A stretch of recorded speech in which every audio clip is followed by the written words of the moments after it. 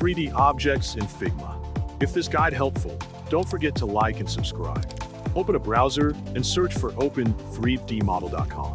Once the website loads, look through the available models and find the 3D model you want to use.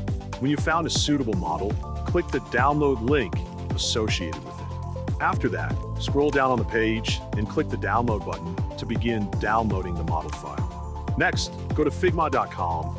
Once inside Figma, click on Design, located in the top bar of the interface.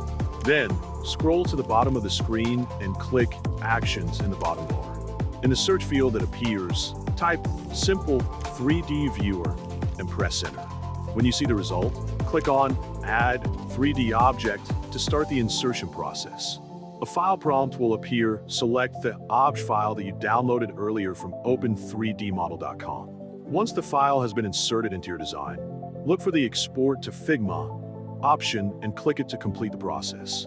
Your 3D object will now be fully added and available in your Figma project.